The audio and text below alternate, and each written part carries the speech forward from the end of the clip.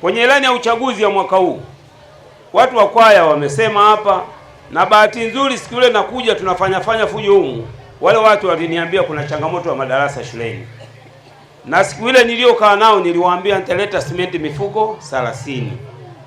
Lakini leo nikakumbuka kabla kikao hiki, nikasema ngoja nikaangalia ile shule inafananaje.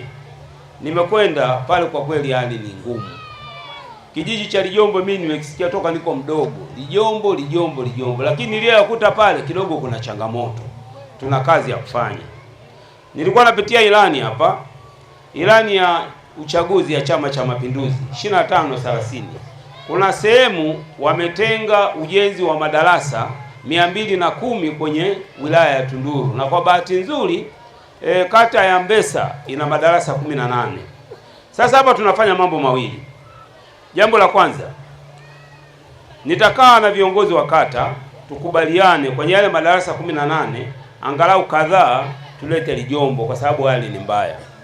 Lakini wakati tunasubiri hayo madarasa hayo ambayo yako ndani ya ilani ya Chama cha Mapinduzi, hii nataka niwaahidi watu wa Lijombo, ukisikia nimeenda kuapishwa na nimekanyaga Tunduru na waletea simenti hapa mifuko 150 ili tufiatue tofali pale, tujiandae sasa, kwa sababu ili tuendelee tunahitaji maendeleo kwa namna mbili. Yako maendeleo sisi kama watu wa Tunduru tunataka tufanye wenyewe, na mengine yafanywe na serikali.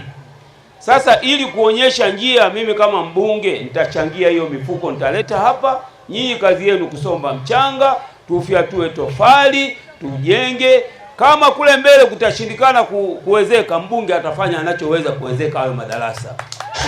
Lengo langu ni nini? Mimi nimesema ubunge ni miaka 4 tu. Nataka kuona mwakani 2026 mpaka kufika mwezi wa 12 madarasa yameisha pala, vijana wanasoma. Mmenielewa sijui? Lakini watu wa Lijombo tuna kazi nyingine ya kufanya. Mimi sio mwongeaji sana, napenda kutenda. Naomba tushirikiane sana na matunda mtayaona. Lengo langu mimi niwe mbunge, niache alama. Sio alama za kutafuta kwa tochi, hapana. Mimi nataka ukifika niseme darasa lile nilishiriki, nyumba hii nilifanya. Hivyo ndicho ninachokitaka. Peke yangu sitaweza, mnahitaji kunishika mkono. Kuna changamoto ya zahanati.